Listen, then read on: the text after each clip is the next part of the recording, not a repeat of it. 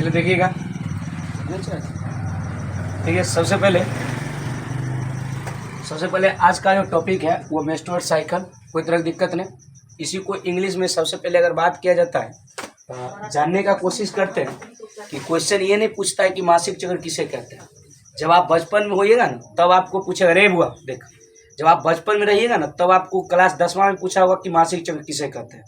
लेकिन अगर यहाँ पे बात किया जाता है तो इसके 3 और नाम होते हैं, समझिएगा। सबसे पहले पिछले साल क्वेश्चन पूछा था कि बताइए आतर्व चक्र किसे कहते हैं, हार्मोनल क्रियाविधि से वर्णन करें। यानी कहने का मतलब कि क्वेश्चन वही है, नाम चेंज है। आतर्व चक्र किसे कहते हैं, हार्मोनल क्रियाविधि से वर्णन करें। या आपको पूछेगा कि महामारी क्या है, महामारी नहीं, महामारी एक रोग हो जाता है। महामारी गांव देहात में नहीं होता, महामारी एक रोग है। जबकि अगर बात किया जाता है तो सामान्य तौर पर इसे बोला जाता है महामारी। ठीक है, बोला जाता है कि सर सबसे पहले अपना लोग पहला चैप्टर में पढ़े हुए थे कि प्राइमेट और नॉन प्राइमेट। उसमें पढ़े थे कि सर 28 दिनों के क्रम में अगर कोई जनन चक्र चलता है तो उसे क्या कहते हैं, मासिक चक्र कहते हैं। और मासिक चक्र की जो क्रियाविधि होती है, याद रखिएगा, सबसे पहले मानव में होती है, बंदर में होती है, लंगूर में होती है, कपी में होता है और चिंपैंजी में होता है। इसके अलावा दुनिया का कोई ऐसा जीव ही नहीं है जिसके भीतर मासिक चक्र की क्रियाविधि होती है।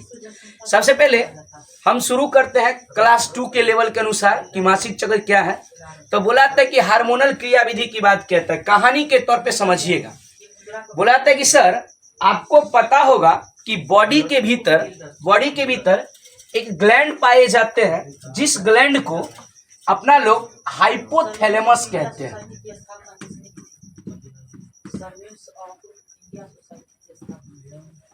हाइपोथैलेमस कहते हैं।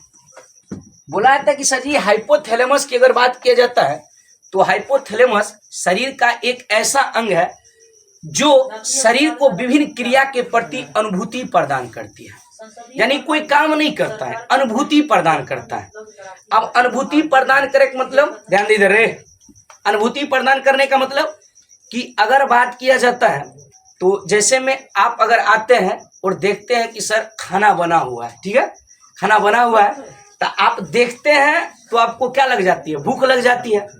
आप हमको एक चीज बताइए कि उस समय आपकी मम्मी एक थोपी आपको दे दे और बोले कि अभी नहीं खाना है, तो क्या बताइए, आप भूखे मर जाइएगा?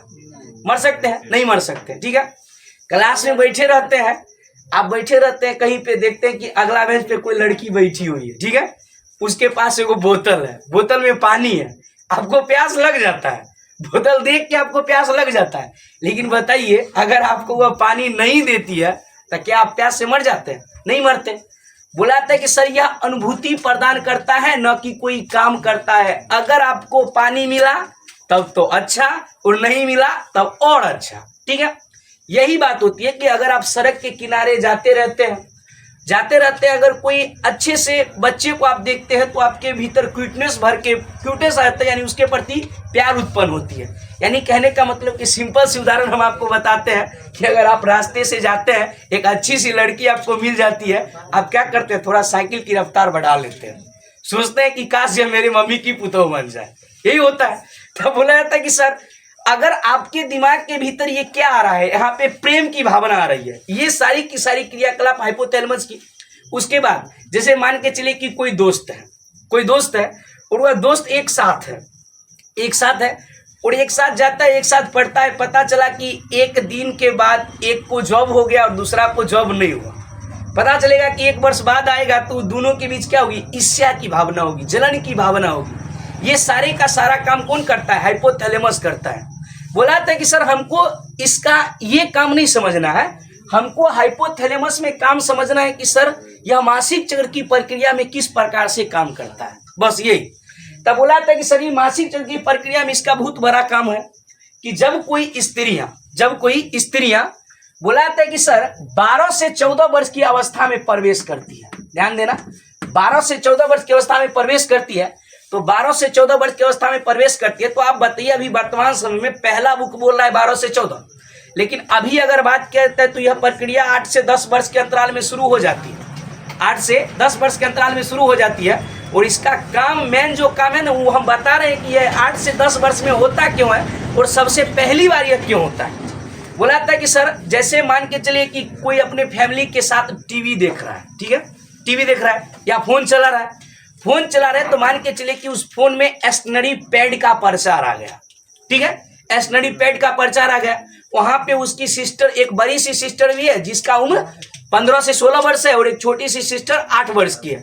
तो बताइए दोनों लड़की है, लेकिन उसके दिमाग में क्या आएगा कि मेरी दीदी इस चीज का उपयोग कर रही है, आने वाले समय में हम भी इसका उपयोग करेंगे। जैसे कोई लड़कियां मॉल में जाती हैं, वहां देखती है कि विभिन्न विभिन्न प्रकार के वैसे कपड़े रहते हैं जो शरीर के आंतरिक भाग के लिए उपयोगी होते हैं। अब मान के चलिए कि वहां पे जाएगी तो छोटी बच्ची क्या सोचेगी, ये भी लड़की है, हम भी लड़की है, आने वाले दिनों में इस कपड़ा का क्या करेंगे, यूज करेंगे। अन्यथा उस समय वो नहीं करती है, लेकिन उसके दिमाग में तो ये चीज आता है। उसके बाद सजी मीडिया, सोशल मीडिया के जरिए आप सुने होंगे कि सर अपने गांव के समाज में सुने होंगे ये कुरीतियां आ गई है कि सर ये वो क्या हो गया, भाग गए। तो सर दोनों एक दोस्त था, लेकिन वह चला गया तो उसके दिमाग में तीन चीज आता होगा कि सर वह करता क्या होगा वहां गया है तो, या उसके बाद अगर कॉल करेगा बताएगा कि सर मैं ये किया वो किया फलना चिलना, तो आपके मन में भी तो जिज्ञासा होगी काश हम भी चल जाते तो ये चीज हो जाता।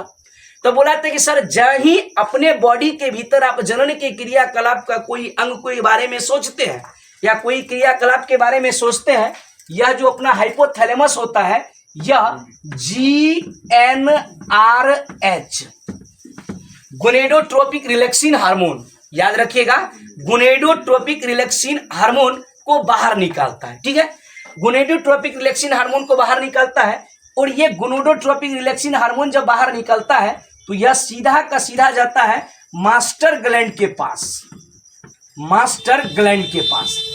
बोला था कि सर यह मास्टर ग्लैंड के पास जाता है और मास्टर ग्लैंड के पास जाने के बाद मास्टर ग्लैंड दो हार्मोन निकालता है, एक होता है LH और दूसरा होता है FSH, ठीक है। LH luteinizing hormone, FSH follicle stimulating hormone, ये दोनों का दोनों जो हार्मोन जाता है यह ओवरी के पास जाता है, ओवरी के पास जाता है। और ओवरी के पास जब जाता है तो ओवरी इतना सुपर, ओवरी के पास जाता है तो ओवरी एस्ट्रोजन, एस्ट्रोजन और प्रोजेस्टेरोन, प्रोजेस्टेरोन को बाहर निकालता है, एस्ट्रोजन और प्रोजेस्टेरोन को बाहर निकालता है, ठीक है। अब समझते हैं ये मेरे हार्मोन की क्रिया विधि है। अब होता क्या है सो समझते हैं। देखिए छोटू, आपको पता होना चाहिए कि यह संरचना किसकी है, अंडाशय की है, अंडाशय की है।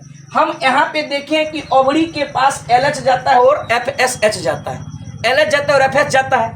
जब LH और FH जाता है तो सर हम यहाँ पे शुरुआत करते हैं कि मान के चले कि कोई स्त्री है और इसके भीतर यह 12 से 14 वर्ष की अवस्था में आ चुकी है और इसका ओवरी है, ध्यान देना। बुलाता है जो ही 12 से 14 वर्ष की अवस्था में आता है इसके बॉडी में यहाँ पे सबसे पहले पहुंचता है FSH, यानी यह वह लड़की है जो अपने बारे में वह सब चीज सोच के रखी है, तब इसमें क्या आया, FSH हार्मोन आया। FSH जब हार्मोन आता है तो यह अंडाशय में अंडाणु का निर्माण करना शुरू कर देता है, अंडाशय में अंडाणु का निर्माण करना शुरू कर देता है। जब अंडाशय में अंडाणु का निर्माण करना शुरू कर देता है, अंडाशय में अंडाणु का निर्माण हो जाता है, यानी कहने का मतलब कि सजी लड़कियां तो पहले भी लड़की थे, तो क्या पहले उसमें मासिक चक्र की प्रक्रिया होती थी, नहीं होती थी। FSH गया तो अंडाशय में अंडाणु का क्या किया, निर्माण किया।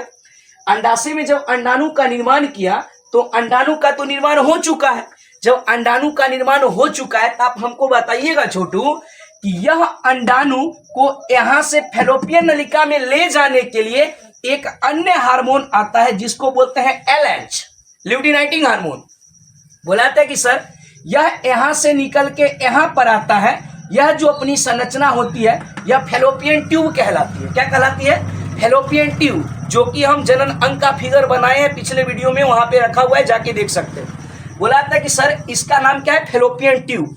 यहाँ पर आने के बाद कोई बुक सर्जी 24 घंटा देता है और कोई 36 घंटे देते हैं, यानी कहने का मतलब कि 1 से 2 दिन और 2 से 3 दिन की अवधि तक यह स्पर्म का वेट करता है, स्पर्म का वेट करता है। ध्यान दीजिए, बोला जाता है कि सर यहाँ पे अंडाशय से अंडाणु आ गया और यहाँ पे रिलेशन की क्रिया हुई, यानी सेक्स की क्रिया हुई, तो यहाँ से स्पर्म जाएगा, यहाँ से स्पर्म जाएगा।